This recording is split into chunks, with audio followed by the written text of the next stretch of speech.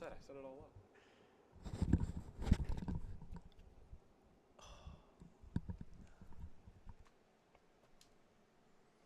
And we apologize for the delay. But here in the second inning, it is all knotted up. It was a 6-up, 6-down start to the game. It's Ryan Kopcho out there on the mound going up against Braden Black. There's one out here in the second inning. Swing and a miss there from Black. It's a 1-2 count. And Kopcho has pitched 20 innings so far this summer for the Mammoths with a 1.135 ERA. Extremely solid pitcher for them. That fastball looked good, but not good enough. Here's the 2-2 count now to Black. Yeah, although you guys didn't miss out on an inning, it wasn't the most eventful inning. It was a quick 10-minute inning. It did fly by, which is good in a way. So here is the 3-2, and yeah, like we said, 6-up, 6-down. We definitely weren't broadcasting the whole first inning. Thought it was streaming. Yeah, we're going to be getting some deja vu with all the little fun facts we throw at you guys because I'm pretty sure we ran through all of them in that first inning. As that one is going to be fouled off by Black right back towards us. Kopcho is over 20 pitches into his stint so far, and you guys can see, and here's fun fact number 1 that we've already run through, but we're going to run through for the actual people and not just for our own enjoyment. Yeah. Kopcho will zoom in for you. He's got that little pre-pitch routine, and you can see it on the next pitch as well. The full count there is going to strike out Braden Black. Call looking. And it brings on Grayson Kovac. Yeah, you can see it more clearly in the next pitch. It's something that he says that stays with his time. He learned it in college, and it makes sense. You want to stay to the same routine. And right there, that's definitely could be consistent with your timing. And it works. 3 earned runs on 20 innings pitched. Not half bad. And you can see it right there. There is the pitch, and there is the swing and a miss from Grayson Kovac, who took a hand off the bat as he went around. So it seemed like he was just hacking and then really lost control there. We thought last game was going to be a pitcher's duel. This one might be it. Kopcho looks great, and Ryan Snyder had an amazing first inning, which you guys will see in the bottom of the second. That is true. And, Jack, we've seen a decent amount of quick first innings today, haven't we? We definitely have. Oh, yeah, the last 3 games at Moody Park, including this game, have been 6-up, 6-down.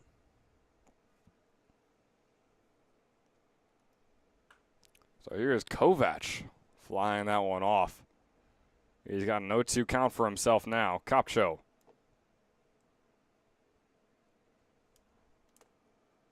As his 27th pitch coming up here.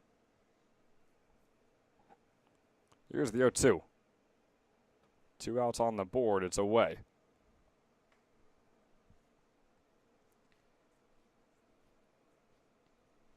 Kovac was a solid hitter in the first game. 1 for 3. He's .259 on the season with a .650 OPS. And he fouls that one off to the left once again, this time a grounder right towards the dugout. A lot of changes in this Quakertown lineup. It was a good amount. Yeah, all the new names are going to be Ty Everett. You got Harar, you got Black, as well as Logan Sig, who is coming up later on. And a swing and a miss there from Grayson Kovac for out number 3. How about 6-up, 6-down for Kopcho? And that is actually 6-up, 6-down just for the Mammoths. 9-up, 9-down to start this game combined. And heading into the bottom of the second, we are flying by here in this one. The pitching has been excellent. Can Quakertown keep it going? Stay tuned to find out.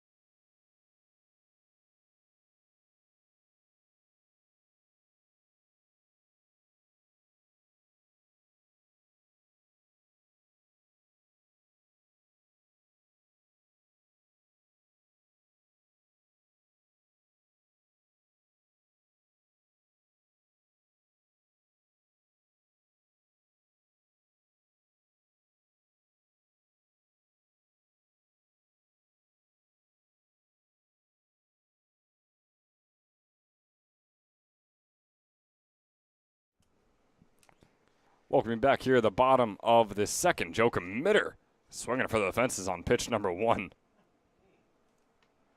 The cleanup hitter here for Mercer. 4-5-6 is due up here for them. Committer fouling that one off. The 1-2-3 was James Schaefer, Will Burkaw, and Amir Cornier.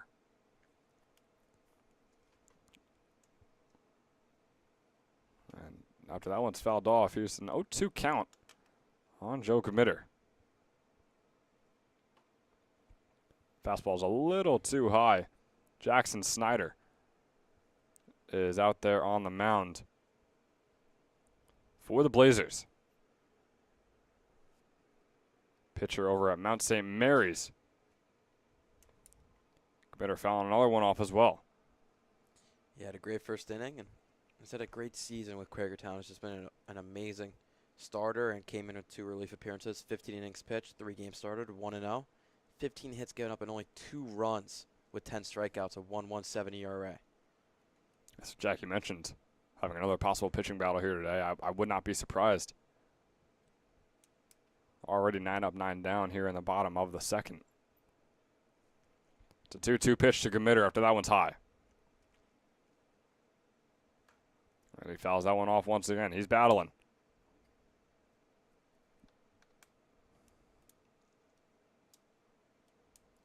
Joe Committer, the lefty, wearing just 1 glove on his right hand.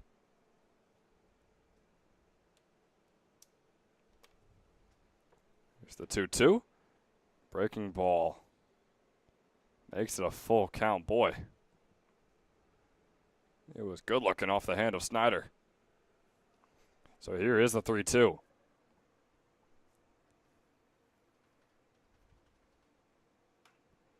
It's flowing out into left field. Curtis gets under it and makes the grab for out number 1 here in the bottom of the second. Brings on the catcher, Chris Babkowski. Number 13, catcher Chris Babkowski. Who was in his first game here. A 171 hitter on the summer through 17 games. He's got 2 doubles. He's walked 8 times and struck out 12 times. 8 of those he has been caught looking. Just like his first strike right there, caught looking, 0-1 count for Babkowski. Went out on the board after Committer flew out to Curtis out in left field.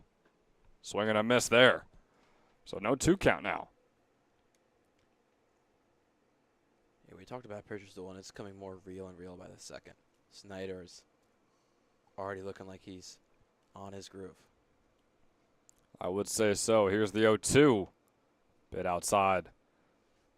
Forcing Hare to sprawl out for it. 1-2 with 1 out. It was a hot one today, and now nearing 8 o'clock at night. To cool down a bit, as that's a swing and a miss from Babkowski. Dropped strike, but the throw comes over from Hare for out number 2 here in the bottom of the second. It is still 89 degrees here in Ewing, New Jersey at 7:45 p.m. It reached 94 earlier. And around the end of this game, it will drop down to the mid-80s.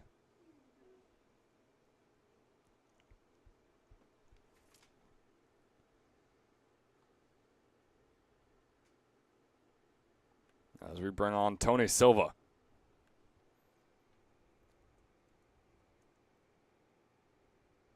Silva batting 6th. He's got no 1 count after a swing and a miss on first pitch. And he grounds this one right over to Rabin. And Rabin makes the throw to first for out number 3.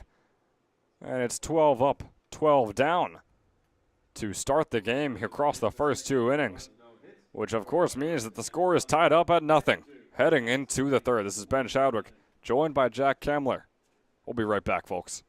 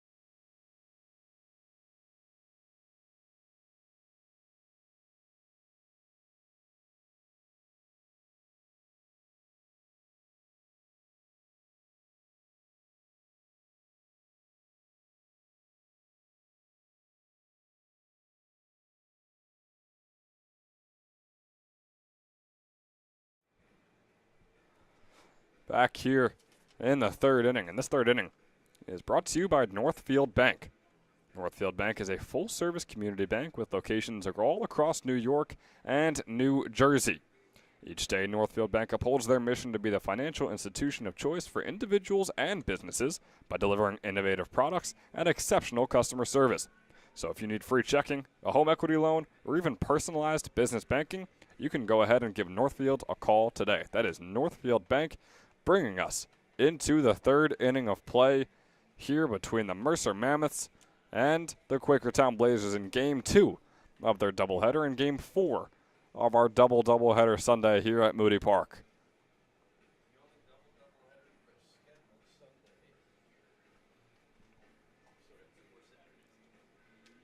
Back on the mound is Capcho.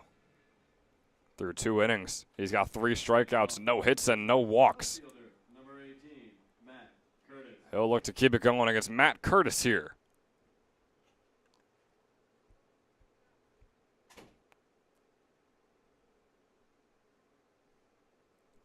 Curtis has been a solid hitter over at Ithaca. Just wrapped up his sophomore season, and it was a .288 hitter, to be exact. 38% on-base percentage. He had 16 doubles and 2 homers, 41 RBIs all total. Walked 21 times and struck out 33 times. He'll start himself off with a 2-0 count.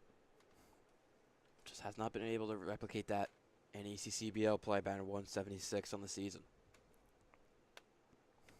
And if Capcho has anything to say about it, he's not going to let him replicate anything. Just said he wants to keep this day going. But a 3-0 count. Could Curtis be the first base runner of the day in the third inning? And he will be. So, Jack, we were talking about records in the last game about 2 freshman pitchers going at it, and if that's ever happened before. I don't know if we've ever gotten to the third inning, 12 up, 12 down, and had our first base runner in the third inning as well. I think we have. You think we have? Yeah. Ah, that takes away everything I just said then. Yeah. I'm gonna go out on a limb. You're going to go out on a limb? I think they've had 2 non-base running, or 2 innings where a base runner did not get on.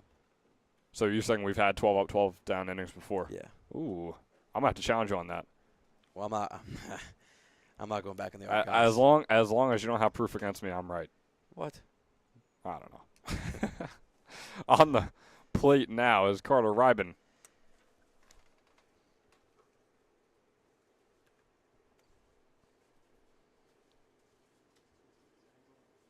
Over at University of Maryland Eastern Shore. He had 2 doubles in his 17 games this past season as a junior. He's got a 2-0 count here against Capcho. Bunt attempt goes down the right field line and will come out foul to give him a 2-1 count.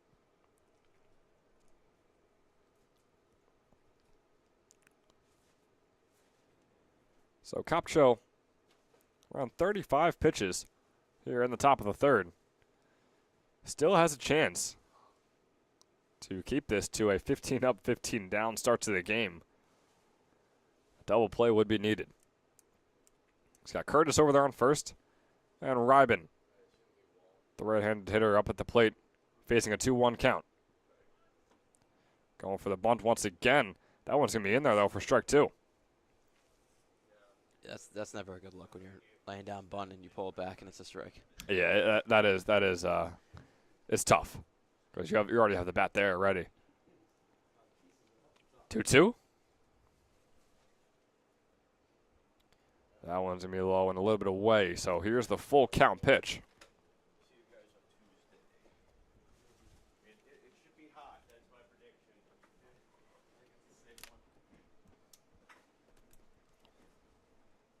With Curtis over there on first, there's no outs here in the top of the third. Capcho's 40th pitch coming up soon.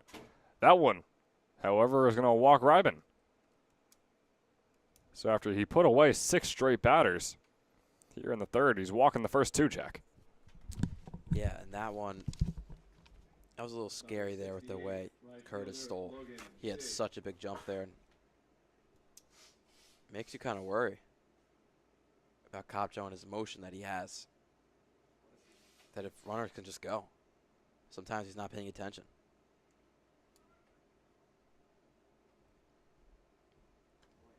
There's a big at-bat here for Kopcho, though, with Sig up to bat, the 9-hitter. You need to get the out now before you get to the top of the order. If you go into the top of the order with no outs, that is going to be rough. I completely agree. And we know he can handle the top of the order. We saw Sode start off the game. But still, he's going to have a little meeting here with the infield. And, yeah, Jack, I can tell you, these summertime allergies for me are no joke. Yeah, it's one I never really hear of, a summertime allergy. It's usually fall or spring. Oh, that pollen stays around. Trust me. I have pollen allergies as well, but the second it hits May, I'm done. Well, mine are worse then. Or maybe it's dust. I know I think I'm allergic to just a lot of things. Not a big earth guy. Here's the pitch from Kopcho. Gets away from Babkowski just a little bit, but he's able to stay close to it for a while. He's got Curtis over there on second, Ryben on first. A 1-1 count here against Sig.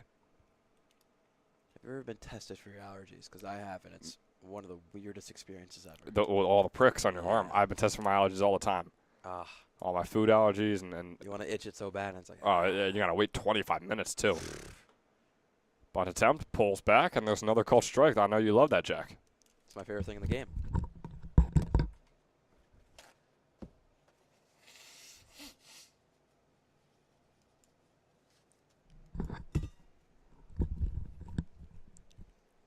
So here is the 1-2. Popped out foul right behind us.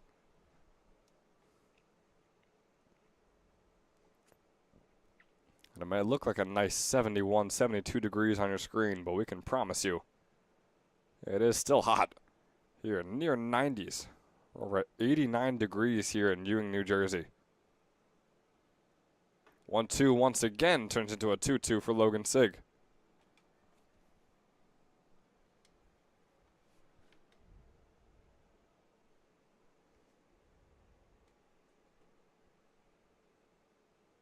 And here is that 2-2 pitch. Kopcho over 40 pitches on the day. Gets that one in there for the strikeout. And a much needed one at that. His fourth on the day for the first out here in the top of the third. Still 2 runners on. And it brings on Drew Simpson. Yeah, huge out there. You're going to the top of the order with some momentum, which actually he kind of torched the top of the order to start off the game. He really did. Ground out, strikeout, pop out. I mean, they were quick, too. And here is the man that grounded out right there. Drew Simpson had one that went over to the third baseman. This one is going to pop out foul behind the base. And there's no doubt Simpson shouldn't be in that leadoff spot. He's batting .357 on the season with an .857 OPS.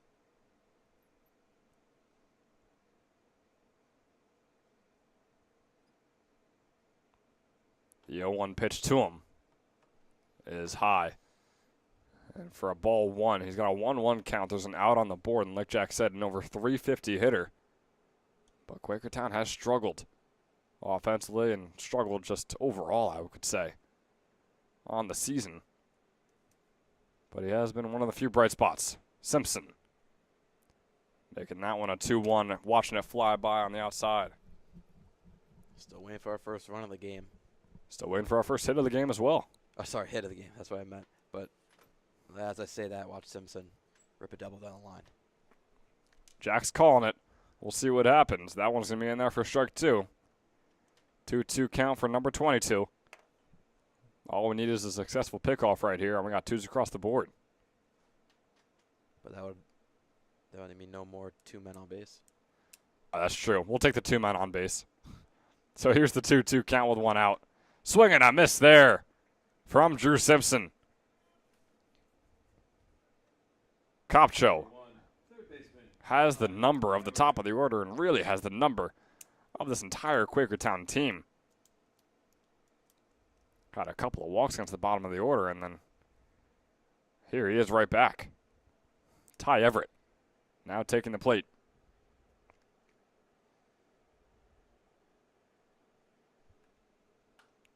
Swung on. Had a chance to go down the left field line. Instead, it's going to be knocked out foul on the grounder.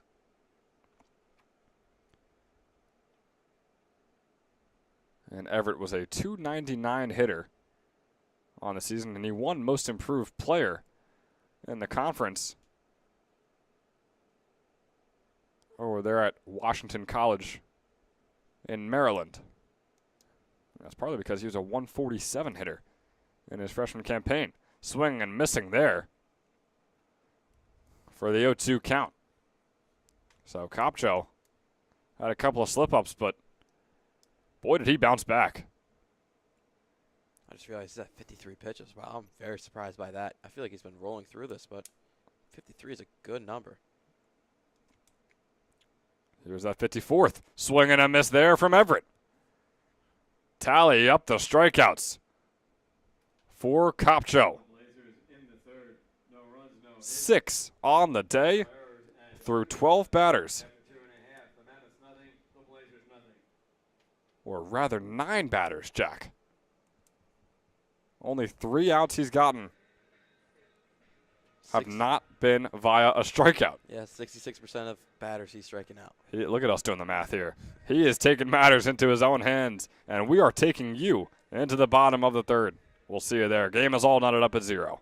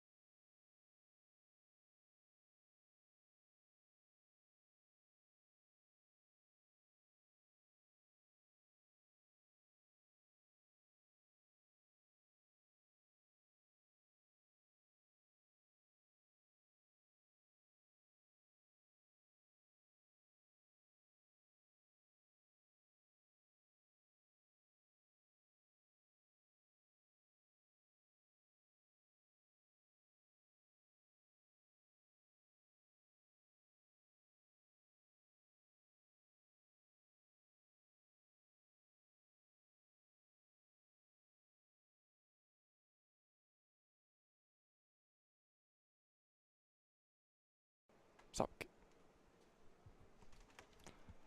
back here, bottom of the third. Up at the plate is Casey Gardner in his first at-bat of the day.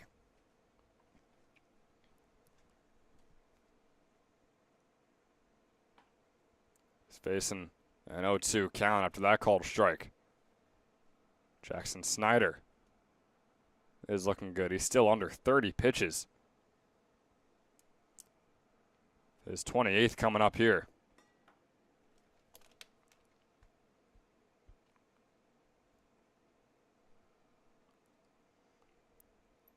So here's the 1-2 count on Gardner. Grounded over to Everett. And instead it would be fouled just before it can reach the third baseman.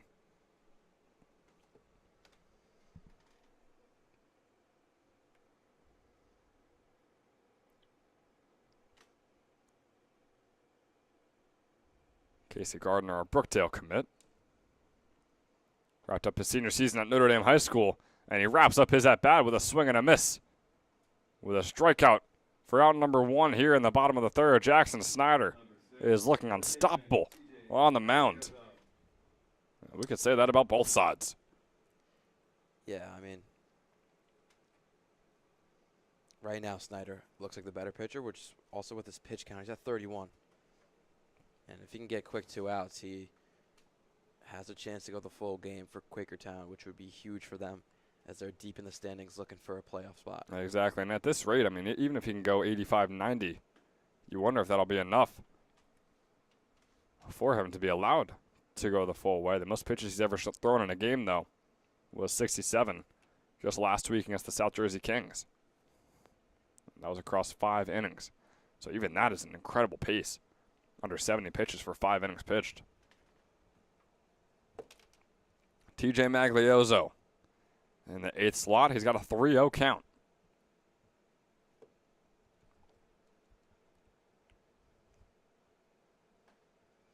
And that one is in there for strike one, catching the outside corner. Still no hits for either squad in this game so far. I've been impressed by Magliozzo in the first game. Let's see what he does here with a 3-1 count. Grounder. That will be foul.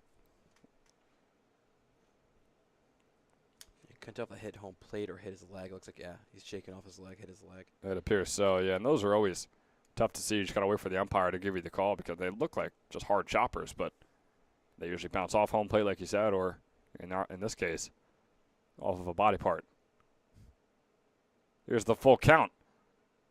And it's in there from Jackson Snyder for yet another strikeout. Tally him up for the pitcher. That is 4 through 7 batters.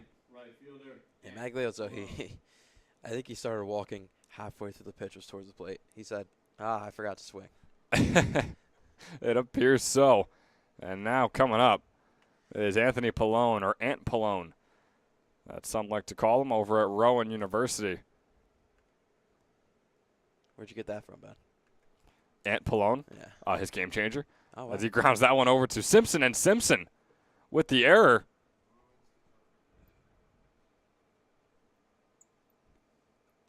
So, Jack, still no hits Nope.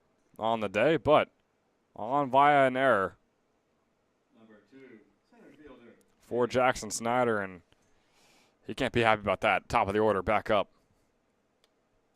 It's James Schaefer, one of the best hitters on this Mammoths team, a 290 with a 676 OPS. That one's in there from Snyder, and he's pitching angry or he's pitching happy, whatever he's doing.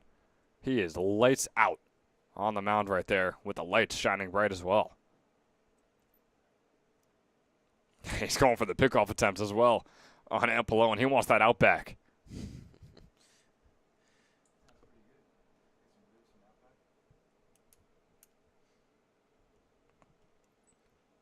The 0-1.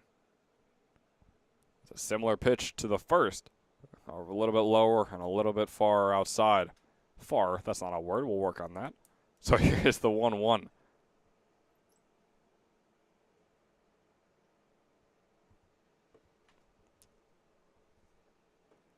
One is once again a little bit outside. That time a fastball.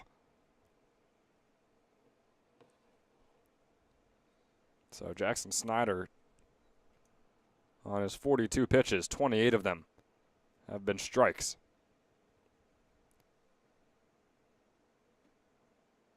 And the 2-1 against Schaefer makes it a 3-1. Another fastball is outside. He keeps catching. Those outside corners are actually going past the outside corners. Hitters count here for Schaefer, the leadoff man. Pallone over there on first. Swings that one out into left field. Curtis is making the grab. And just like that, 3 more outs are tacked on for the Mammoths. Jackson Snyder is still out there killing it. So unfortunately for him, it's 13 up, 12 down because of an error. But Jackson Snyder, it is undeniable he is having himself a ball game.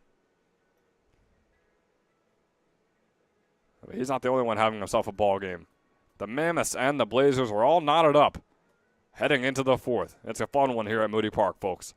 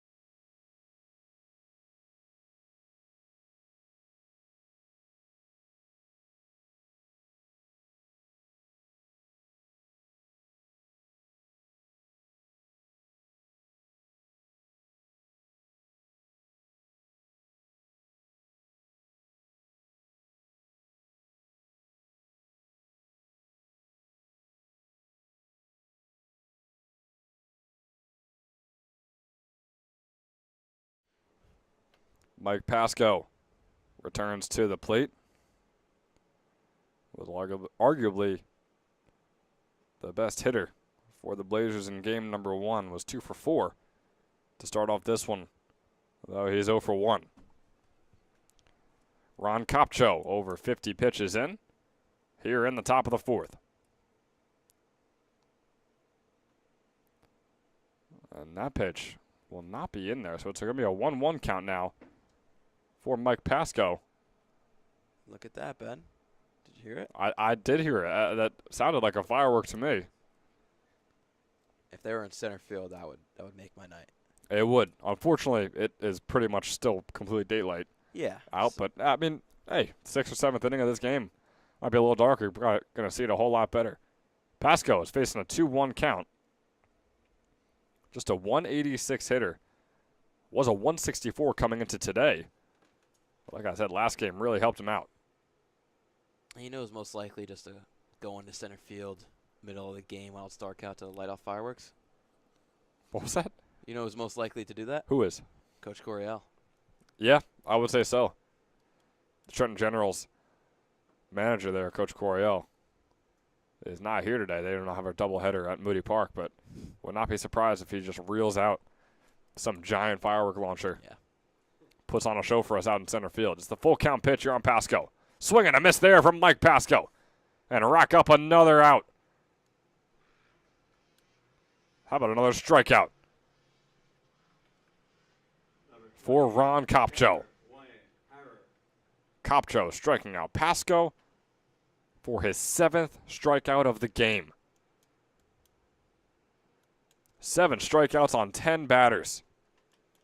Or 10 outs, I should say. 12 batters because of those 2 walks. Still, both of these pitchers are having themselves a day. And here he is starting off Will Harrer with a called strike.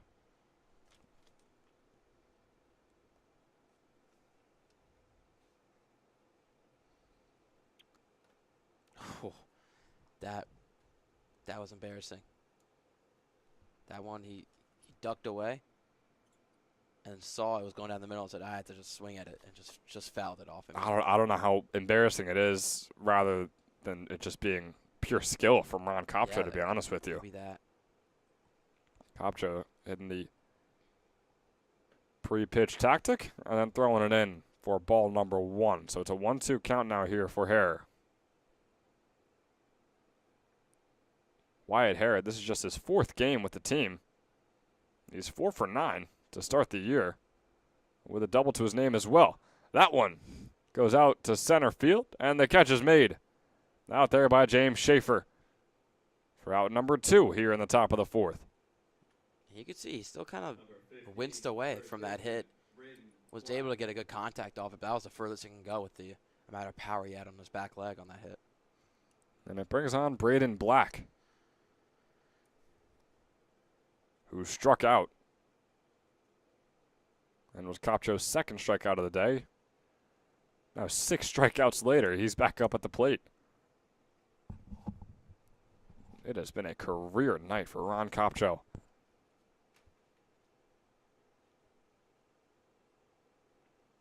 Here's the 1-0 against Black. Make that a 1-1. Fastball finding the outside corner.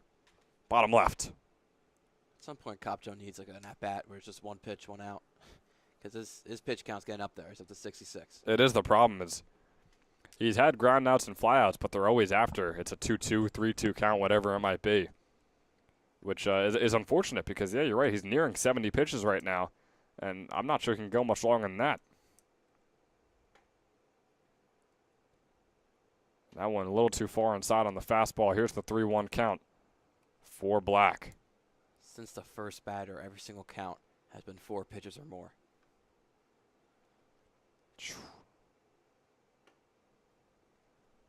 This one included. The 5-pitch walk on Braden Black. It's his 6th walk on the year. In his 6th game of the year as well. So averaging a walk a game. He was just a 167 hitter, but that won't matter on that plate appearance. But it might matter here for Grayson Kovac.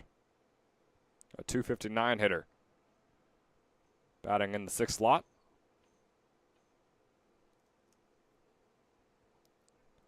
Pickoff attempt. Unsuccessful. Over there on Braden Black. Ron Kopcho trying to get that out back.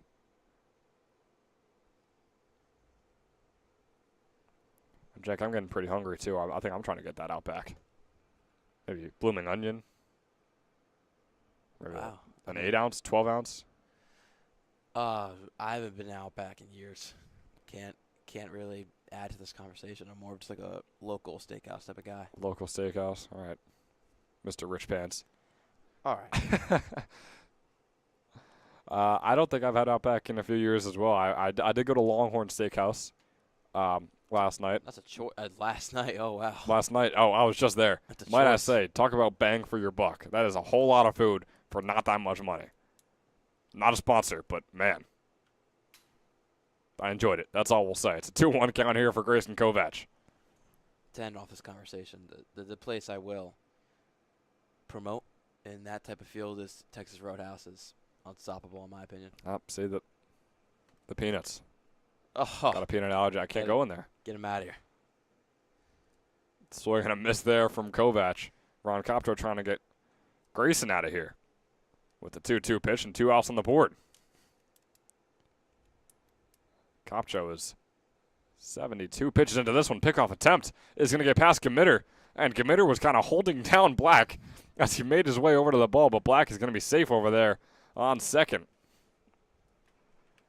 And Jack, how about that? A little old lineman tactic there when you pancake a D lineman and you just hold him down for a little bit. Yeah, I mean, if it was, it is pretty funny. But if it went on for a little longer, it would have been called obstruction, hopefully, by the umpire. I would assume so, but it really was Gemitter just losing his footing off the slide and then having to race over. So the 2-2 pitch remains, but now with Black on second. And now it's going to be fouled off back to the fence towards us. Lights continue to shine a little bit brighter as it gets a little bit darker here at Moody Park. Started our day here at 11 a.m. between Southside and the Trenton Capitals. And here we are past 8 p.m. for game number 2 of the Mercer Mammoths and Quakertown Blazers. Swing and a miss there from Grayson Kovac. Tally him up. That is 8 strikeouts For the Blazers, on the day no runs, no hits. There's through 12 outs. 1 left. After 3.5, the Mammoths nothing. The Blazers But it's all on 75 pitches. So for Ron Kopcho, could that be the last of them we see? We will just have to find out when we return in the top of the 5th. But we'll be returning first in the bottom of the 4th. So don't get it twisted. We're right back soon with Jackson Snyder. See you there, folks.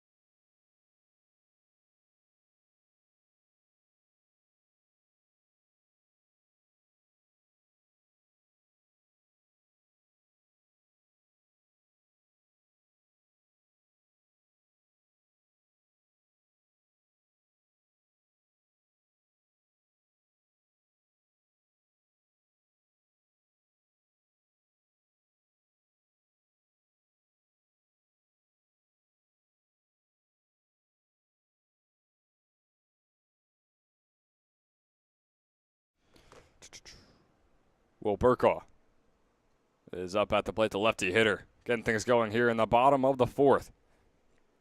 Facing off against the chainsaw. That has been Jackson Snyder.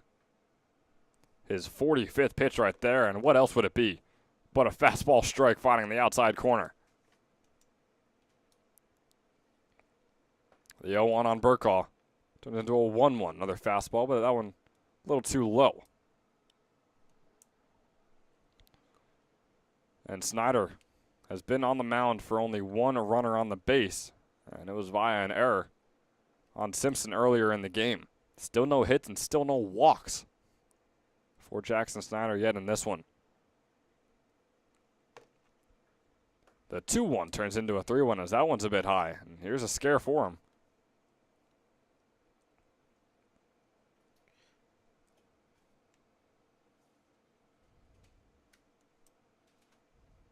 The 3-1 pitch is low and is going to walk Will Burkaw, and that'll be the first base runner of the day.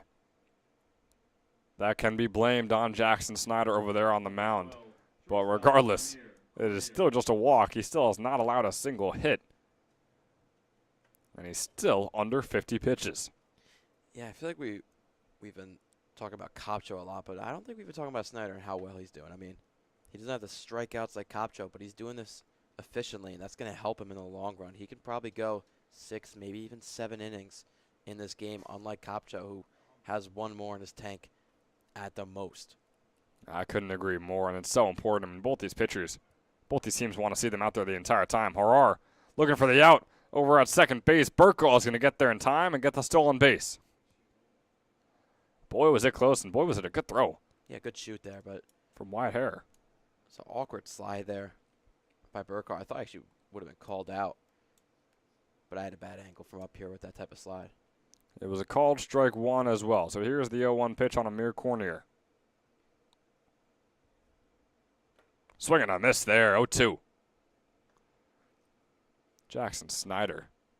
And Jack, you talked about the efficiency earlier. It really is, because these guys, I mean, I'm sure they have faith in their relief pitchers, but might I add, neither team has anyone warming up at the moment as well. So I think Ron is still going to be the guy. Yeah, for the Mammoths, at least for this next inning. He'll have the 5th inning in his hands. It just depends how he pitches it. If he goes more than 15, I doubt they send him out there for another. He'll be just around 90. But if he can get under a 10-pitch inning, there's a debate if he can go the 6. And we mentioned the most pitches he's thrown in a game was his last game that he played on June 29th, where he threw 67, which is not going to get you through 7 innings unless you're having a literal perfect game. And even then. Here's the 0-2 on Amir Cornier. High, but a little bit outside as well. And it'll bring up the 1-2 for the Toyota player of the game. In game number 1, Amir Cornier went 2 for 4 with 4 RBIs and a 2 RBI triple. He's facing a 1-2 with Burkaw over there on second. Pops that one up out into right field. Sig, the right fielder, making the catch. Off goes Burkaw over to third base, and he will be safe quite easily. So Will Burkaw. Snyder only allowed one runner on, and now he's all the way around at third base, showing off that speed. And yeah, Jack, and that's a tactic, just saying like the Mammoths, hey, we got one runner on. It's our second run of the entire game. We got to take advantage of it. Just keep sending them and keep trying to get steals, and obviously a sacrifice fly right there, or I guess a fly that let the runner advance, which I think could be the tactic for the Mammoths, just saying we might as well. Committer grounds that one right over to Simpson. Simpson makes the throw home, and there are still no runs scored. Fielder's choice getting Burkaw out at home. Committer will be safe over there on first. And 2 outs are now on the board. Number 13, catcher. So yeah, to answer your question before, I think, yes, the Mercer Mammoths are doing that. They're trying to move over their runners. And they had a huge chance there with Burkaw, who's got feline quickness around the bases, but right there just couldn't be put to use. Easily getting tagged up. It was a great decision by the second baseman, Simpson, of the Blazers. But yeah, I mean, you get so few runners on with how Snyder is pitching. And while he's still out there, I think once you get a guy on, you got to do everything. Try and get him around the bases, including Committer. He's not a guy stealing bases too often, but he might not have a choice here. It's a 1-0 count. Chris Babkowski is out there, the catcher for the Mammoths. And I think Burkhoff should have ran every time there. Anything could happen in this game of baseball, and you never know if a mistake happens there or the catcher drops the ball. I mean, yes, he was on that play. He was gunned out by, it looks like 7 steps, but you just never know what could happen. Babkowski struck out swinging in his first at bat. That was back in the bottom of the second. Now here he is with a 2-1 count after that. Breaking ball gets away from Snyder a bit there, who is still under 60 pitches, but is nearing the count of Kopcho. Or rather, he's not. I'm going to take that back wholeheartedly. Kopcho is over at 74, while Snyder hasn't even hit 60 yet. 2-1 is fouled off. Snyder and the Blazers defense need one more out to move this on to the 5th inning. Little over an hour here into this one. And Jack, like you mentioned, I mean, you see the pitch counts and you would assume, yeah, you're probably a little over an hour, about halfway through a 7-inning game, but then you look at the scoreboard, 0 runs, 0 hits. It's weird. One error for each team, and it is a very interesting story. It's not like it's been total dominance, strike on every single at-bat. They've been battling. Babkowski grounds this one right over to Snyder, and a nice scoop up from the pitcher. And boy, has he been doing it all today.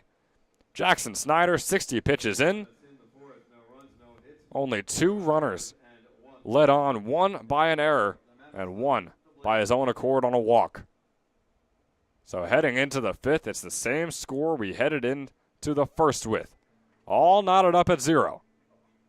Can the Blazers be the first to put a run on the board?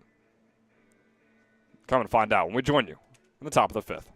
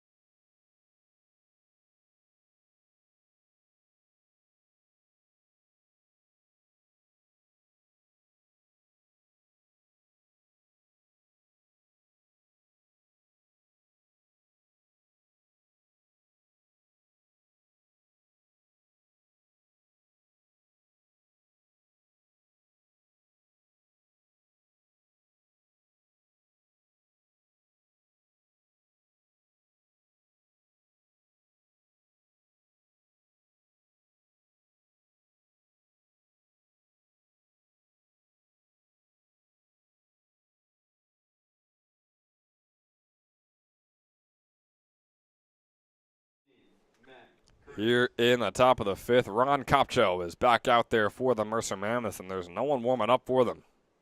So at least we should be seeing him for this entire inning. He's going up against Matt Curtis. Oh, he catches swinging right there for a first strike.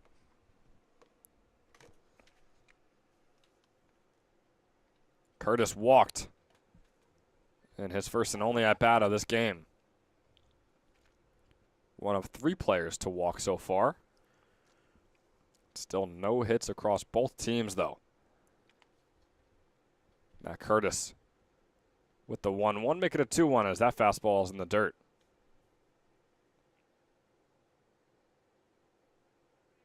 Yeah, Ben, that is fun. I now remember what you said from last inning. No hits in the game, and we're over an hour in game time in 4 innings. That does feel a little weird. I feel like it should be like a 45-minute.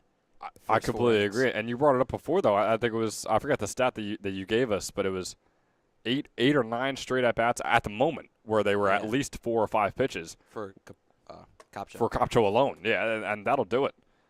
Yeah, really. And he's the guy getting all the strikeouts, too. Ooh, a few fastballs getting away from Capcho there. He's going to walk another. Matt Curtis taking first base. A little bit of a sunset forming here at Moody Park, and gotta love some of the views we get around this time. Usually around 8:30, 8:45 is when it gets just gorgeous here in Ewing, New Jersey. Got the lights on the baseball field, got a great game in front of us, and a great landscape behind it.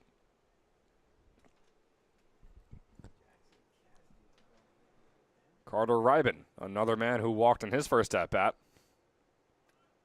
He was a part of that little hiccup that Capcho had a couple innings ago, where he walked 2 straight batters, and then, of course, bounced right back. He'll also start off with a first strike caught looking. Capcho now over 80 pitches. The bunt attempt will be foul and give himself an 0-2 count. So after the first batter, 14 batters after that, Capcho has thrown 4 more pitches in each count. Wow. Yeah. Looking to break the streak here. Could get a strike. So that's really like the caveat to his start right now. That's why he's at 82 pitches. It is. It's himself not being able to find the strike zone sometimes, and it's also the Blazers hitters fouling some off and forcing the count to keep going. A 180 hitter in Ryben, though. Swing and a miss, and there is breaking the streak, Jack. I'm glad you brought that up. Now we know that stat, and now we know that stat is over. Carter Ryben, a 3-pitch strikeout, and it brings on Logan Sigg. Now 1 out on the board, and Matt Curtis is still over there on first base, and Sigg now taking the plate. Flies that one sky high. It's going to be foul back towards us. Wouldn't be shocked if it hits the roof. Instead, it should fly right past us. It's tough to do hypotheticals in sports, but if you hypothetically think about what Capcho could have done if he didn't throw these 4 walks, he's at 84 pitches with only 49 of them being strikes. If he locked down in his control in the start, the sky's the limit.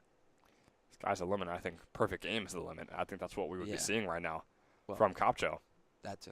But I know that's what you're alluding to, and I'll just flat out say it, but we're allowed to say that word now that both of them can no longer have their perfect game. It's an 0-2 count here for Sigg. And it's a swing and a miss for Sigg. So how about that, Jack? I believe it was 14 straight at-bats with 4 or more pitchers. Yeah. Well, there's 2 straight right there that are 3-pitch strikeouts. Yeah, 15 at-bats, but look, that was complete domination, those past 6 pitches. I might add 85 pitches into his stint as well. Yeah. This is not a fresh arm. This is Ryan Capcho pitching all 5 innings so far. And off goes Curtis. Got him. Curtis might not be safe over there. He will be, though. A little bit of a disagreement from Will Burkaw. The throw was in there from Babkowski, but not in time. It's a little off to the left of the second base, so Burkaw had to move his glove over after making the catch. And those were the precious milliseconds right there. And that pitch was a ball, the first ball in the last 7 pitches here for Derek Simpson, who pops that one up way high. Amir Cornier is calling for it. Oh, he is rather not. He's acting confused because he doesn't know where it is. Good thing James Schaefer does, though. Schaefer coming all the way over from center field out pretty much into left field to make the grab. 4 up, 3 down. There in the top of the 5th. The shutout continues here at Moody Park. Ron Capcho is having himself a day. And guess who else is? Jackson Snyder. You'll see him back on the mound when we return in the bottom of the 5th. And we remind you that this 5th inning is brought to you by DFG Financial Group. DFG Financial Group is a private wealth advisory practice of Ameriprise Financial Services, LLC, and they are located in Hamilton, New Jersey. DFG Financial Group is equipped to handle all of your personal and business financial planning and services that you may need. DFG Financial Group is bringing you what has been so far a spectacular 5th inning of baseball here at Moody Park, all knotted up at 0, heading into the bottom of the 5th.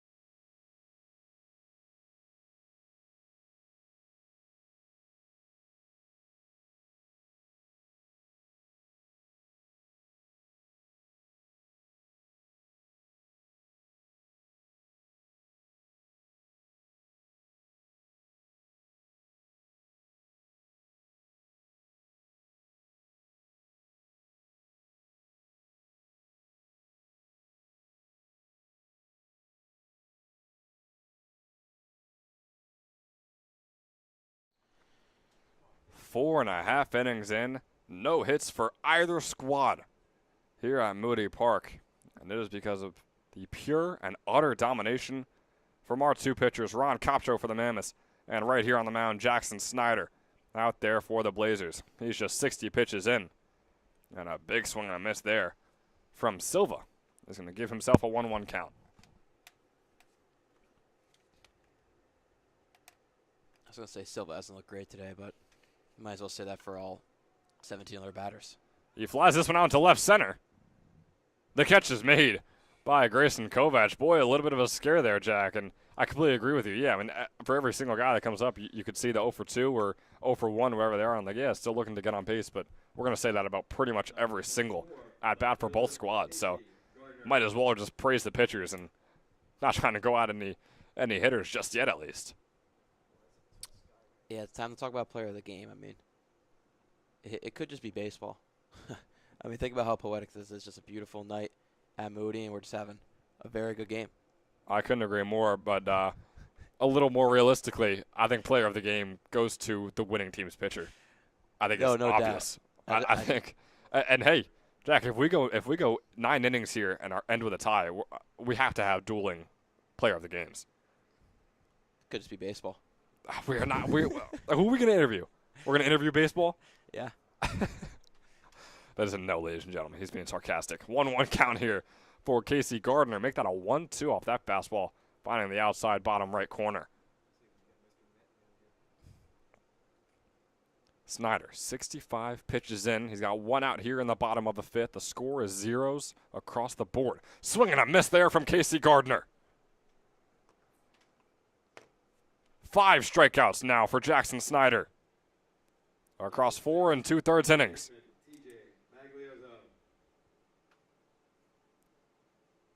Flawless execution on the mound.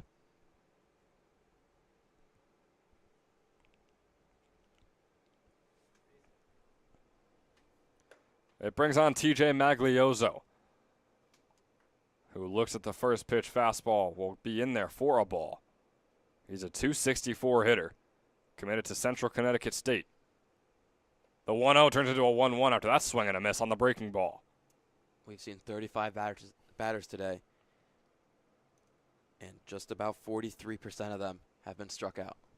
That is absurdity. Here's the 1-1. That one getting away from Snyder. Forgive and forget. That's what you got to do if you're him. Almost every pitch has been caught by our catcher, and a lot of them have been in there for strikes. So you just put that in the back of your head and you keep it moving. If you're Jackson Snyder, he is 70 pitches into his stint. And is showing no signs of slowing down. 2-2 count if that one's fouled off. Off to the back right. Magliozzo from Millstone, New Jersey, standing at 6'1", 180. The third baseman there for the Mammoths is up at the plate with a 2-2 count and 2 outs on the board here in the bottom of the 5th.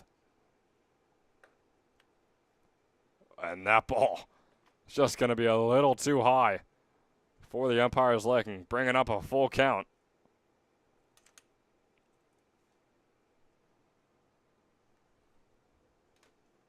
Here is the 3-2. It is low and in the dirt. Magliozzo walks. Not something we have been able to say for Jackson Snyder too much today, Jack. No, and I agree with what he went to there with the breaking pitch. You're out there on the mound. You just threw 1 strikeout. You got the last guy on a fly out. You have a 3-2 pitch. The amount of dopamine that would be running through you if you painted a breaking ball pitch to end the bottom of 5th would be insane. How would you react, Jack? I'd lose my mind. Off goes Magliozzo. It's a swing strike. Magliozzo is out over there on second. The Quakertown Blazers fielders say, hey, Snyder, we got you covered, buddy. The throw over from Will Harrer. The catch is made by Simpson. And just like that, we are moving on to the top of the 6th. I've said this before, I'll say it again, with the same score we came into this one with. Knotted up at 0, still no hits. We'll see you in the top of the 6th, folks. What a game.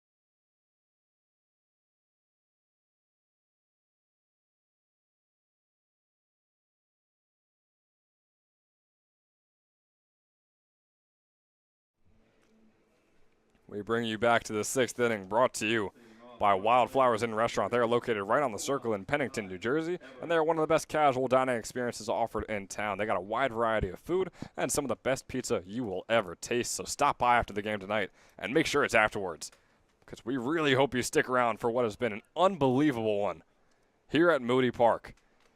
Once again, Wildflowers Inn Restaurant is bringing you this 6th inning. Call 609-737-2392 for Wildflowers Inn Restaurant. Ron Kopcho is back out there. He's got a 1-1 count here against Ty Everett. Kopcho is now 90 pitches into his stint. You know, if I'm the Wildflowers Inn restaurant manager and I see Kopcho walk into the restaurant tonight, I say give him what he wants for free. Absolutely. On the house. And if he asks, hey, can I have the restaurant? Yep. Yeah, no doubt. So it's yours.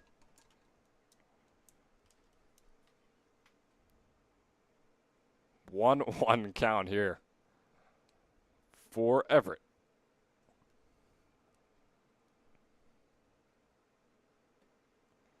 Fastball is low and away. And Jack, I mean, sure, Kopcho has been walking more batters as this game has gone on, but in terms of just him, just execution-wise, I know you got to watch the pitch count just for his arm and his health, but I mean, how do you make the decision to even take him out of this game? As a manager, you don't. You ask him. You're in a collegiate league here. You know what's on the line with injuries. Right. And with your college coaches, as a manager, you ask him. You say, if you can go another one, you go another one. If he agrees, then he agrees. I think these pitchers are smart enough to know how far they can go. I would agree with that. Kopcho over at Alvernia Baseball. He pitched at Camden Catholic prior. In his freshman season, through 9 innings, he allowed 1 earned run for a 1.0 ERA. Allowed 6 hits as well. He's got a full count here on Everett. That one, could that be the first hit of the day? And it will be. Ty Everett with a liner out into right center field. The no-hitter is no longer for Ron Kopcho.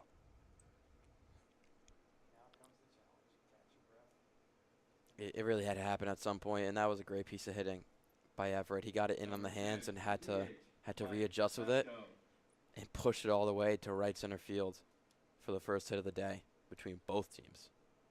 So, Jack, I mean, Kopcho, through the first few innings, was thinking, hey, can I have a perfect game? Then a few innings later, it was like, all right, let's keep up the no-hitter. Now it's don't let any runs on the board. Make sure Everett stays over there on first or at least doesn't come home here in this inning. Mike Pasco now up. He was 2 for 4 last game. Off goes Everett, and the throw goes wild. Babkowski sends it out to center field, and now with no outs, Everett is all the way over there on third base. This is scary for Kopcho. I mean, you're deep into this game. His arm's got to be tired at some point. And Jack, because you know on the other side is your batting order, which is solid. The Mammoths have a very solid hitting lineup, but you're going against Jackson Snyder, who looks unhittable right now. Yeah. 1-0 turns into a 1-1. Big swing strike from Pasco. And keep in mind, Snyder has a chance to go 7. Undoubtedly can go 6 at 73 pitches right now. Absolutely, and it's all about, like you said, it's just the coach asking him, like, hey, how long can you go? Because you decide however long you want to stay out there with how you're pitching. At least that's how I would hope it goes. It's a 1-2 after that foul off from Pasco. Kopcho is nearing 100 in this game. And, Jack, that's another question I have for you. Have we seen 100 pitches yet in the games we've called at Moody Park? No, we have not. I've looked at a stat line before of the players, and I've seen him throw 100 pitches, but not at Moody. 2-2 now after that fastball is low and away, forcing Babkowski to shift off to the side. And that's another thing that we should mention, I believe. It's just the catchers. There haven't been many that they've had to go out and get, but they've saved probably 1 or 2 wild pitches for each Snyder and Kopcho. The 2-2 is grounded right over to the third baseman trying for the tag. Maglioso's going to send it way over the fence. And they're going to say the out is had over on third base. The decision is that Maglioso made the tag on third base. Ty Everett is still not moving from the bag.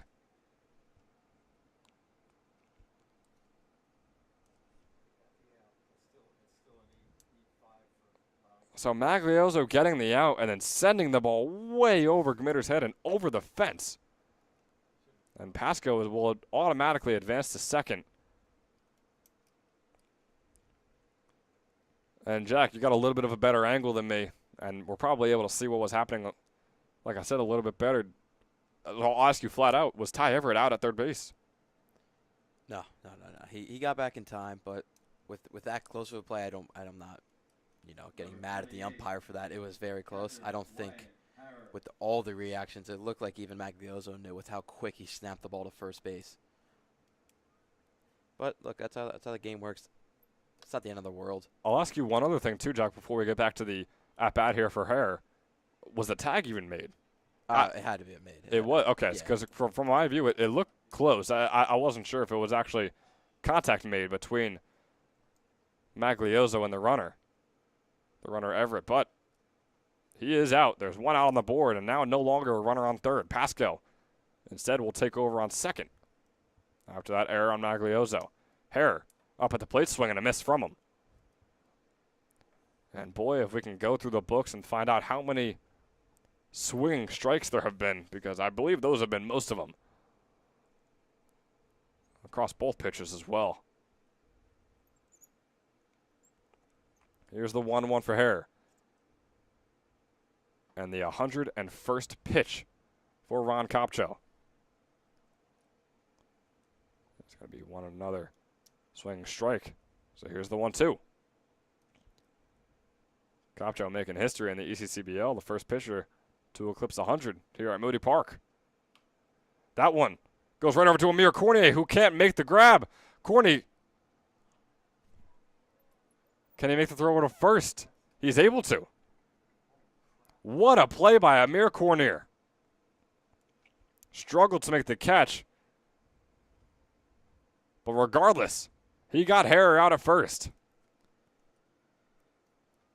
And keeping Pasco over there at second.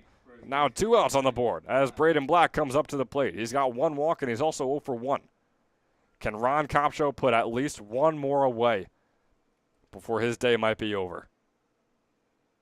Cornier was running after that ball like he was Jerry and the ball was Tom.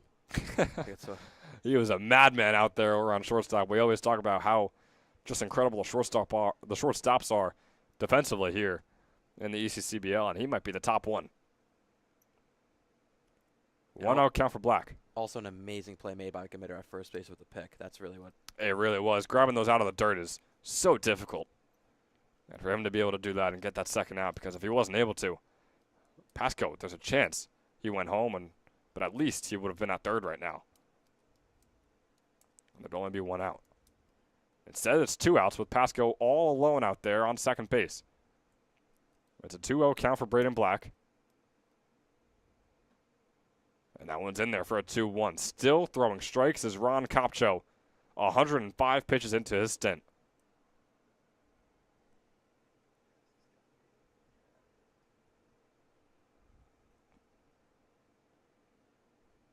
Braden Black, a 167 hitter, just 2 for 12 coming into this one, is now 2 for 13.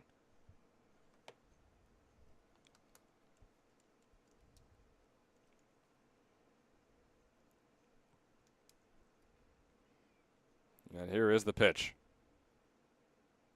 Ron Kopcho trying to get 1 more out. He's got 2 strikes on the board. Oh. And that one is outside. Boy, was that fastball close to the bottom left corner, but not close enough. Here is the full count pitch. This will be some real onions if he can get this. I'll have Jack describe that later, but for right now, we got Ron Kopcho. He fouls that one off, so Jack, here's your chance. Oh, that's just a famous saying for anybody who's got guts or has like a clutch moment in sports. Yeah. There we are. Learn something new every day, folks. Maybe it's just me, maybe it's you guys too. Here's the full count with 2 outs on the board and Pasco over there on second. The score is still knotted up at 0. And that one is outside. Another base runner out there for the Blazers. It's got to be it for Kopcho. I got to believe 110. Doesn't seem like it. He's talking to his catcher, and he's going back to the mound. There is no coach going out there. Look at Ron Kopcho.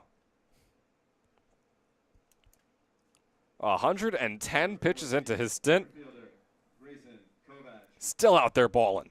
This ain't no stint. This is a journey. This is a journey. Ron Kopcher's adventure out there on the mound. Now facing off against Grayson Kovac. Kovac. Oh boy, Kopcho wanted that one to be in play so his fielders can make that play and get him off the field, but instead it's going to be fouled off into the parking lot. So here is the 0-1. Grayson Kovac in game number 1 was 2 for 3. The 0-1 pitch fouls off once again. He's in contact, which might be a little scary to Kopcho with how many he has struck out swing and how many just swing strikes in total he's thrown so far today. Don't get cute with this pitch. Quakertown has only has one hit off you. That's came in this inning. Do not try and, spot a corner. Just get that in the zone. Still a 0-2 count as well. That one's low and in the dirt. Don't want to let the batter come back here. No. They have not been able to hit you all day. Just throw a fastball. Kovac is a solid batter at that. I mentioned he was 2 for 3 in game number 1. He's a .259 hitter on the summer. Like Jack said, not the guy you want to get cute against. Here's the 1-2.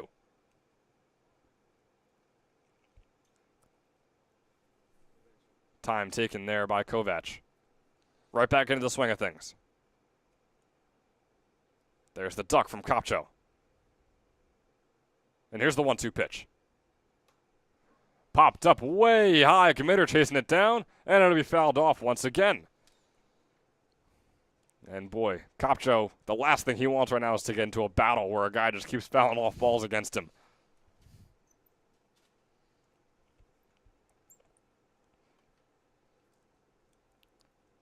Once again, Mike Pasco is over there on second with Braden Black on first. It's a 1-2 count with 2 outs on the board here in the top of the 6th. Pitches in for ball number 2. Fastball a little bit outside. Still no one pitching 100% over there in warm-ups. Seems to just be stretching. Kopcho family's going to run out of ice after this start. 2-2. Oh, that one's high and a little bit inside, so here is the full count pitch. Runner's going. This is it right here. This could be the game, or we could be moving on. Here's the 3-2. Kopcho. Duck. Pitch. Swing and a miss there from Grayson Kovac. Ron Kopcho, if that is it, you have had yourself a career night, my young man. For the Blazers in the 6th. What an outing 1 hit, it has been for Ron Kopcho. 2 left after 5 innings. Unbelievable. Nothing. The Blazers nothing. 116 pitches through 6 innings. No runs are on the board. We're heading into the bottom of the 6th. Jackson Snyder is coming back out there. We're having fun here at Moody Park. We hope you are too. We'll be right back, folks.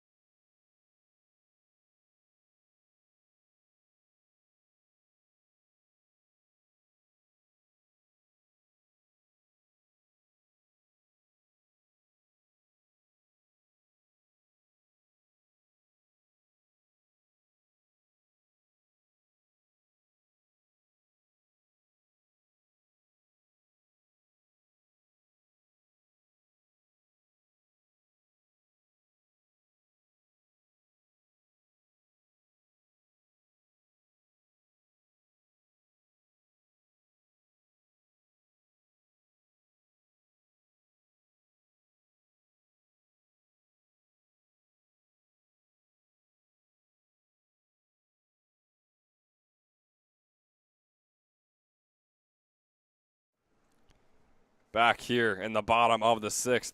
Jackson Snyder no longer out there on the mound here for the Blazers. Snyder in his outing, 73 pitches across 5 innings.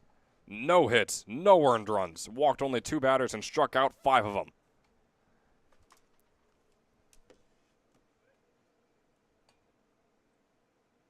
Instead, he will be replaced.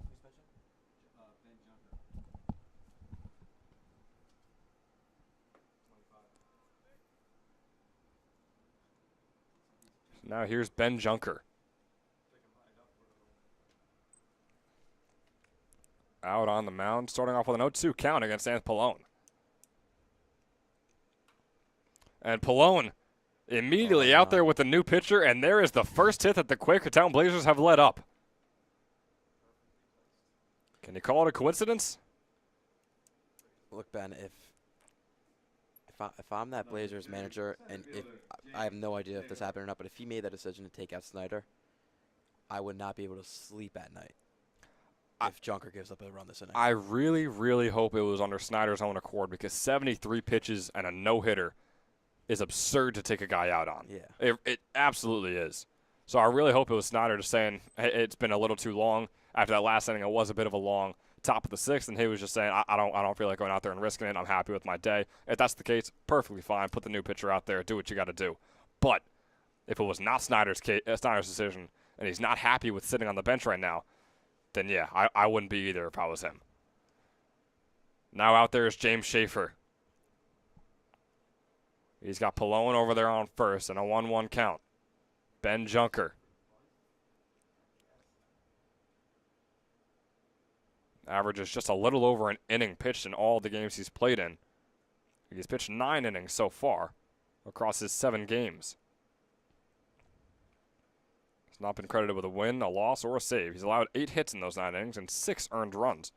Walked 8 batters, struck out 9. All comes out to a 6.0 ERA. The pickoff attempt over there on Pallone was a bit close, but nothing to it. He was still safe out there on first. Here's the 1-1 to Schaefer, who is still looking to get on base for the first time today. This is just his 3rd at-bat here in the 6th. Sees that one fly by for a 2-1. And Jack, as it's looking like both of the starting pitchers have come out of this game, I mean, what an outing that we were able to witness here at Moody Park. Yeah, it was the best pitchers we've seen all year. All year, I would argue. We were here last year in the ECCBL. I don't think we saw anything that good last year as well. This has just been insanity. It was a no-hitter for 5 innings.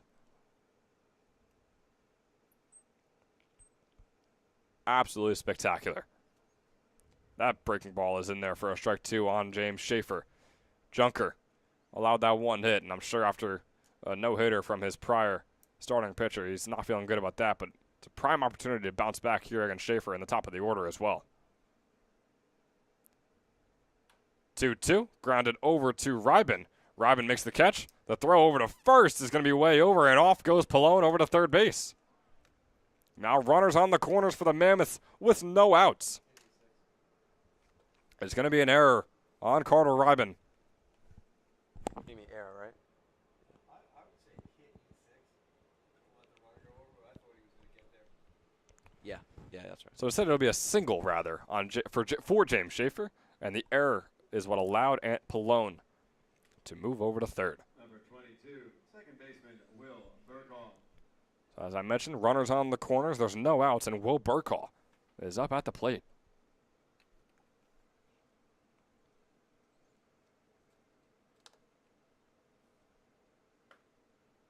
First fastball is going to be a bit too low, so he's got a 1-0 count.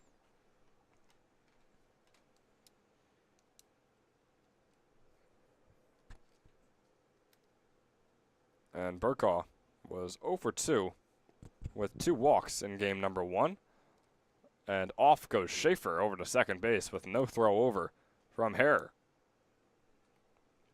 Now 2 runners in scoring position in the bottom of the 6th in a 0-0 game, with no outs on the board for Will Burkall, who is 9 for 20 so far on the year. He's got a 1-1. Make that a 1-2. Nice breaking ball. Catches the corner. Lights are shining bright. It is a nice and solid dusk here in Ewing. And here is the 1-2. Rather a time called by Burkaw. He'll walk right back into it.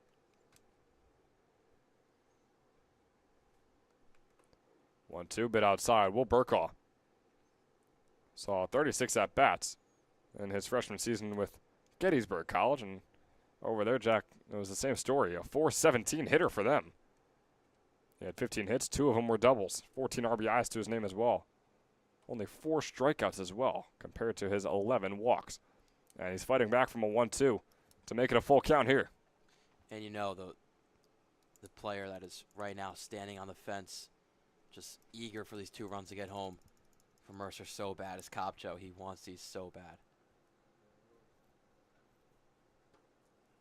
A win would be nice. He's got the bases loaded with no outs. And Amir Cornier, your player of the game from game number 1, up at the plate. Unfortunately for him, it seems as though player of the game in back-to-back games is quite impossible, not because he's having specifically a terrible day, but because, man, there is one guy over in that bullpen that outshined everyone on that Mammoths roster, and the same could be said on the other side for the Blazers. And whoever comes out of the barn for the Mammoths, assuming Mercer can get home a run here, boy, the pressure he's going to have to get a save in this game after Copcho threw a phenomenal start. Fireworks going on a little past left field. Likely over at the Trenton Thunder field. The 0-0 count is going to bring home Anpalone, and the first run of the game is in. The Mercer Mammoths take the first lead after 6 innings of scoreless baseball play. The wild pitch advances the runners, including the man on third, Anthony Pallone. Amir Cornier is still up at the plate. He wants a few more before they change things over. And rather, it won't be a wild pitch. Instead, it'll be a passed ball on Hare. Oh, a big hack there from Amir Cornier to give himself a 1-1 count. Ben Junker. It's a little over 15 pitches here.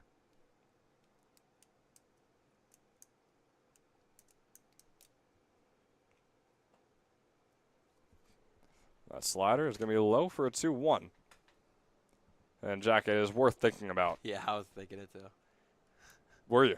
Cornier getting 2 player of the games? No, I was thinking about. I pretty much already wrote that off for the people before. Yeah, I was saying Copcho is definitely going to get player of the game. But Copcho definitely has to. what if he just sends off a homer here? Now, see, if we were 3 minutes ago when we brought up this conversation, if Amir Cornier hit a grand slam, we have a serious conversation. I know grand slam and a shutout, that's your player of the game, but it would be tough. Here's the 3-1 for Cornier. Oh. Checks his swing, and they're going to say he either came around or actually it's going to be a called strike. So here's the full count. But, Jack, what I was going to say is, how electric would it be if Copcho comes out in the 7th inning? Now, I highly doubt it. And a swing and a miss there from Cornier. Actually, it's going to be a foul off towards the back right gate. And I highly doubt it as well. Yeah. But I think that'd be unbelievable. maybe like a Enter Sandman with the Enter Sandman music. as if he's the closer, but instead he's pitched 116 pitches prior to that. Cornier dodged out of the way of that one. How about we load up the bases one more time for Joe Gamitter? It doesn't get any easier here for Ben Junker with this hitting order.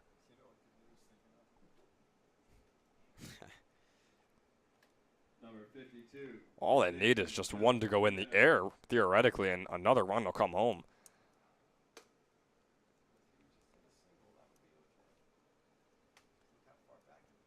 He might swing for the fences on the first one. I would love that. Here is the first pitch for Gamitter. I think he wants to as well. That's a bit outside on the breaking ball, so here's the 1-0 count now. The Mammoths lead 1-0. And that pitch is outside as well. So a 2-0 count. You don't want to walk an RBI, that's for sure, if you're Ben Junker.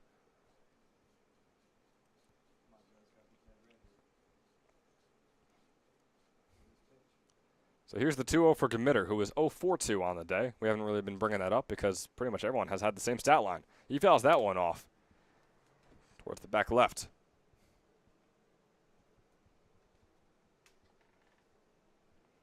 Ben Junker still looking for his first out of the inning.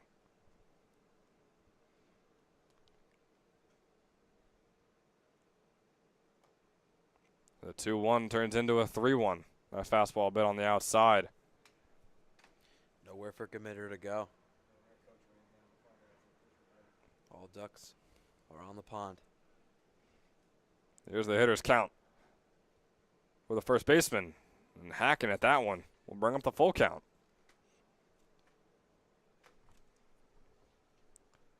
Joe Committer, an over 350 hitter at Mercer County College. Helped lead the team to a Region 19 championship. Here he is with a full count, and that one's going to get past Committer. He'll walk no matter what, which means James Schaefer comes home no matter what, which means the Mammoths take a 2-0 lead here in the 6th inning.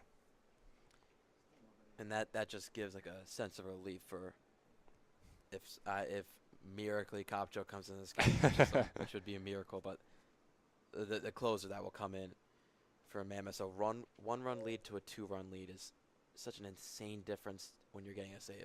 It really is. It absolutely is. And we've seen times where there's been one runner that's been able to maneuver his way all the way to third base, and then you could think like, oh, we just need to get him home, and the game's tied, and we keep this going. But yeah, 2 runs, then you got to get a little bit of a rally going, which is going to be tough to do if Kopcho comes out, and it'd still be tough to do no matter who comes out because of the momentum. Just having barely any hits, just I believe 1 hit or 2 hits on the day. Yeah. If you're the Blazers. So, Ben, you got to bring back up the conversation. The thing is just we don't know the answer. Did Snyder choose himself to come out of this game, or was it by the manager's decision as now? We still don't know the answer, and I think it could be worth trying to find him afterwards to just talk to him about it, even if we don't interview him, just out of our own curiosity, really. But it is a very interesting point, and I have to think, I saw him out there while Junker was warming up, and not to mention Junker is also going to be coming out of this game. New pitcher coming in. We'll find out who that is for you real quick. But I saw Snyder right in front of the dugout, and he was smiling, and he was just talking to one of his teammates. So I have to imagine he either was fine with the decision or he made the decision himself, which in that case, there's nothing we could be mad at up here, and there's nothing that really anyone else can be mad at. And it seems to be Carter Reben heading out there on the mound, and we'll see who the new shortstop is as well. But for right now, we will take a short break as he gets his warm-up pitches. But don't go anywhere, folks. The Mammoths lead 2-0 here in the bottom of the 6th.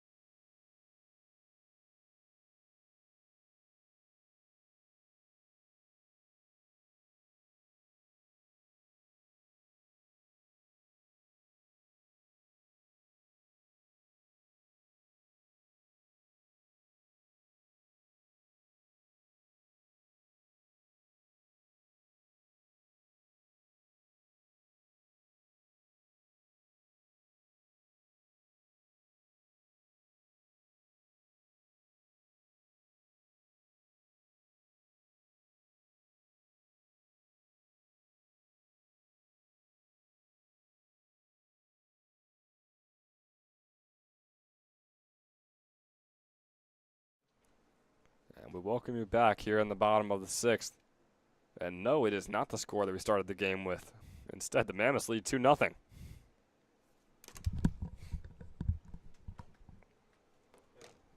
Out there is Carter Reben, and on his very first pitch, he's hitting Chris Babkowski.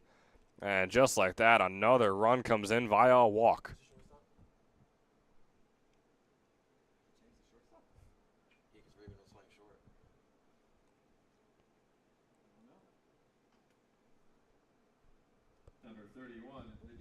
So after that hit by pitch, the Mammoths take a 3-0 lead. Tony Silva now comes up, swinging at the first pitch. And Carter Reben, in terms of pitching this year, he has none. Oh, okay. This is his first inning pitched, his first few pitches of the summer.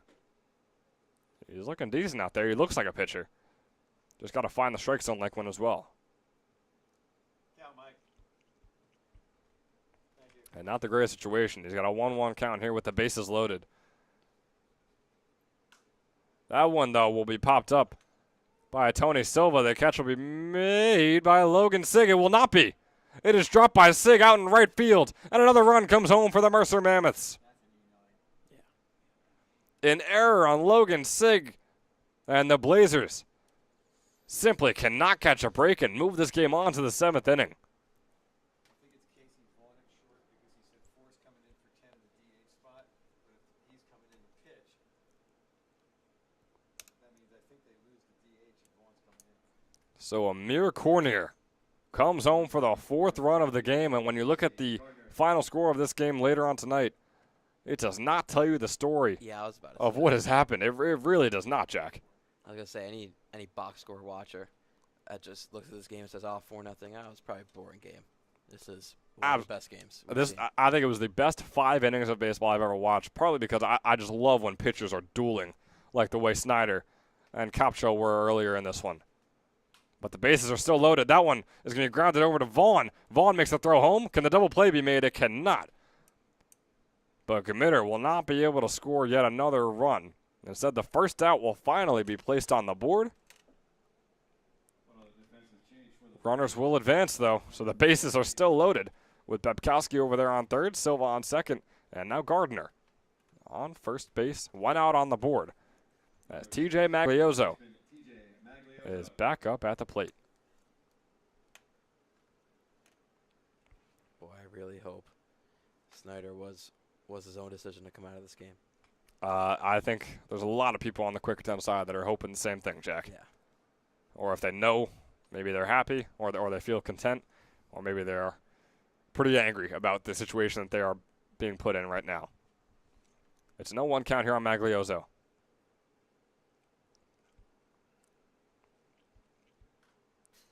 Fouls that one off. He was 2 for 2 in game 1 with a walk as well. And on all 3 of the times he got on first base, he came all the way home. Scored 3 of the runs.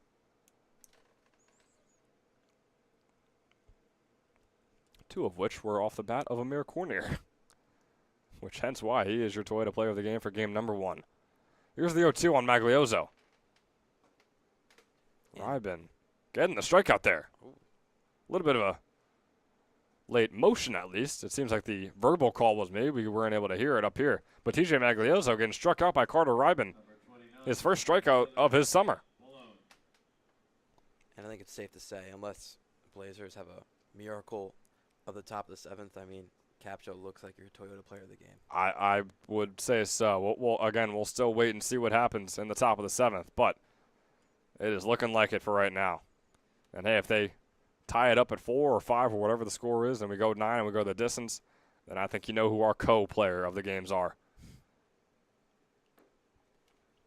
2-0 count here on Ant Pallone, who is actually 1 for 2 on the day, which is the first time I felt I could say the stat line for a hitter and it'd be a positive for them. He's facing a 2-0 count. Make that 3-0. That fastball way inside. And a reminder, Rybin still looking to get his footing here. His first pitch is thrown on the season. And no warm-up for him as well, in the bullpen at least. Here's the 3-0. And he gets that strike. So called strike 1. Batters count for Ant Pallone out of Rowan University.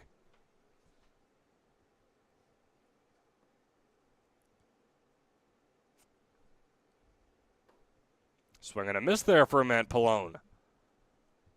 So a full count now. Reben fighting back a little bit here. Pallone had just 3 at-bats and was 1 for 3 at Rowan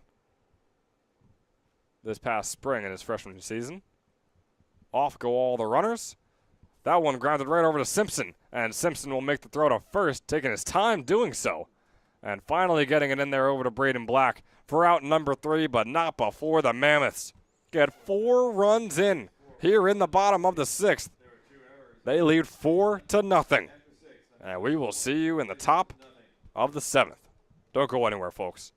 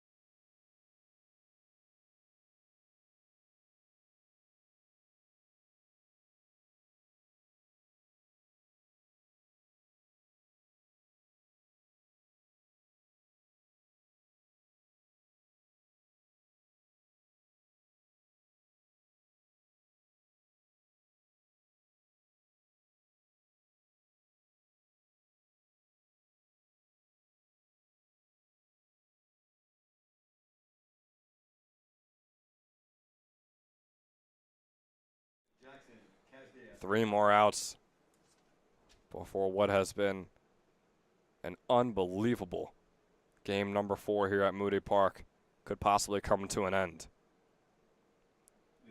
And sad to say, Ron Kopcho, after 117 pitches, will be coming out through 6 innings.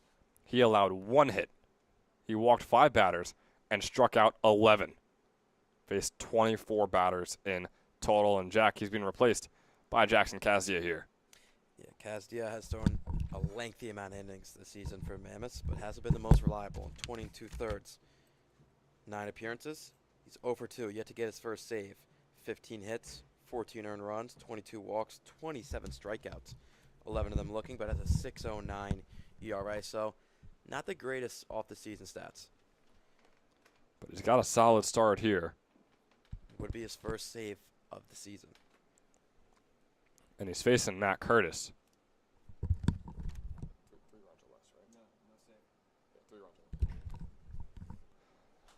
So here's the 1-1 fouled off. Actually, it wouldn't be a save even if he got the 3 outs there. But if he gives a run and then gets the 3 outs, then it would be a save. Maybe he wants to, boost up his stat line. Possible. So here is the 1-2 against Matt Curtis. Ooh, a bit inside. Might have struck him. So it's going to fly right past him. And actually, Jack, an underrated day for Curtis. He's gotten on base every single time he's seen the plate. He walked twice when Kopcho was out there on the mound. Has a chance to do it again here. He's got a 2-2 count. And boy, Kazdia is throwing heat up there on the mound. That one's gonna be a fastball. It's a little too outside for the ball, rather. But boy, those balls are flying fast. 3-2 swung on out into center field. James Schaefer makes the catch for out number 1. 2 more to go. And how about the pitcher coming up? Carter Ryben has walked once today and has also struck out. Shocker. Number 5, the pitcher, Carter Reeben. Obviously being sarcastic with how unbelievable Kopcho was. We mentioned 11 strikeouts across 24 total batters, which means 11 strikeouts on 18 outs. Here's the 1-0 for Ryben. Still struggling to find the zone. 2-0 here now for him. Shortstop turned pitcher. Well, yeah, he hasn't pitched this season, but technically, yeah, he does shortstop as a pitcher. That's what I'm saying. I don't appreciate the laugh. No, it just caught me off guard. Here's the 2-1.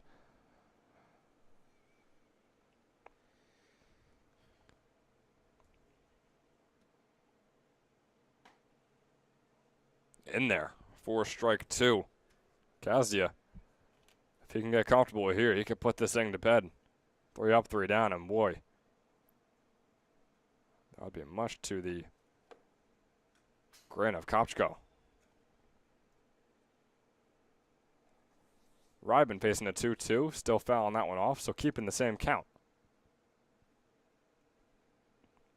Kazdia a little over 10 pitches now into his stint.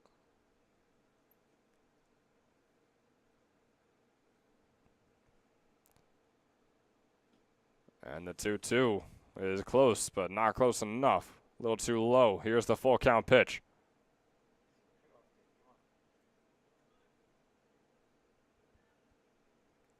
Carter Ryben pops that one away up. Will Burkhoff chasing it down, can't get under it. That's going to fall. And Jack, I saw a little squint from you, and I kind of had the same reaction. What happened there? He thought he could take it on a hop and throw it over to first, but then misjudgment. I think you got to run in and catch that. He was tracking it very slowly the whole time. I think he was on a full sprint. He's catching that. I think I agree with you. And look, it wasn't sky high, but it wasn't so low that it was going to for sure hit the ground before anyone could reach it. Yeah, Burkhoff, he's all out sprinting to that. That is a out number 2. But instead, it'll be Logan Sig. Or rather, Schollenberger. Out there for his first at-bat of the game, replacing Sig. Starts himself off with a 1-1 count. It was a called strike or swing, strike 1. Now taking the ball on the outside. With Ryben over there on first.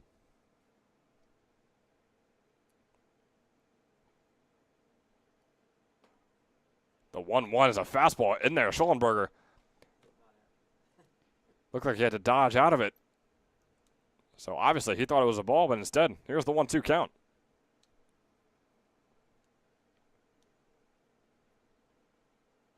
Swing and a miss there. Schollenberger striking out from Jackson Kazdia, who gets his first strikeout on the day and his second out. And it brings on Drew Simpson. Top of the order, 0 for 3 on the day. On the game, I should say. If we're talking about on the day, he's 1 for 6. He was 1 for 3 last game. And it was an RBI single at that. Now here he is once again. Fouling the first one off.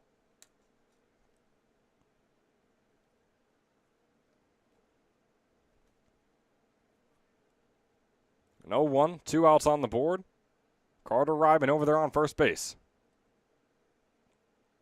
Drew Simpson looking to get on base for the first time today. Carter Ryben is simply going to jog over. Defensive indifference, allowing him on second base there.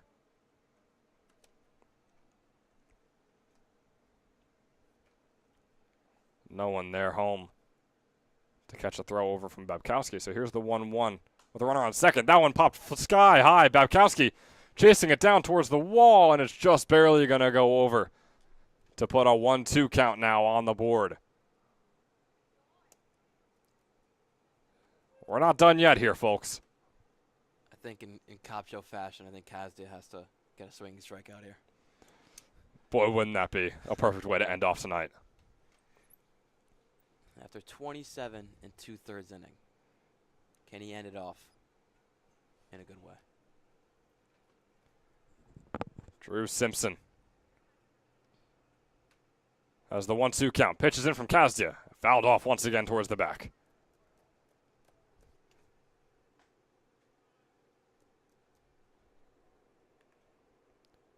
Simpson just wrapped up his freshman season at Westchester University.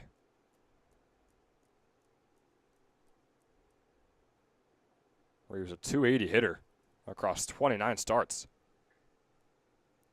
But he's over 3 in this game, and he's fouling ones off back and or back and forth, I should say, but really they're just back and back out into the parking lot. And Simpson, a .357 hitter on the season, has only played in a handful of games, 5 to be exact, coming into this game. And finally, a pitch getting away from Kazdia. Simpson was waiting for one of those. So here's the 2-2 pitch for number 22 with 2 outs on the board. We got it, Jack. We were close before. But hey, no multiple runners on bases, so can't have it all. And off goes Ryben over to third. So a runner in scoring position. Once again, defensive indifference. He's not going to steal it. No one's there home. All they need is 1 strike. And all this running around from Carter Ryben won't mean a thing. Can they get it? 3-2 pitch. It is high. Runners on the corners now as Drew Simpson will take first.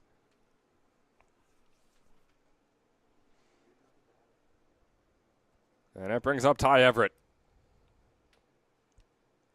Number 1, third baseman, Ty Everett. One of 2 players for the Blazers to get a hit today. Of course, that second one coming in this inning was a little unconventional.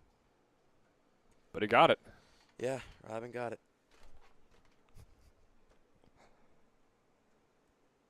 Once again, off goes Simpson over to second, because why not? No one's there. Yeah, like Jack said, Ty Everett is 1 for 3 on the day. And this is the first game he's played in. He's just a 158 hitter coming into this one. Just a 256 on base percentage. Did have 1 extra base hit. He struck out 7 times. 2-0. Fouled off back towards us. So even a home run here would still not extend this game's length.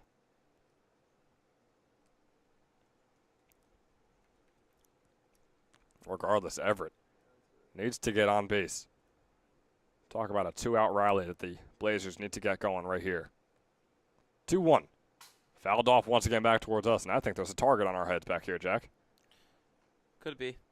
I think that's about 7 or 8 foul balls that are coming straight towards us. I was just thinking, this might be the most pitches thrown in an inning by a Mammoth pitcher, even with Kopchow going 117 pitches in a game. He's at 29 right now, Kazdia is. 2-2.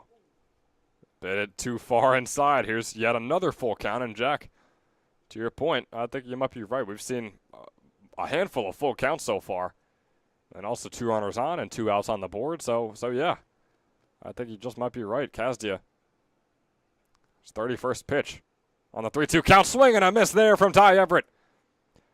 And it's finally over. The Mercer Mammoths get the win. More importantly, Ron Kopcho gets the win, and Jack amused me. Who is our Toyota player of the game? I think it's Ron Kopcho.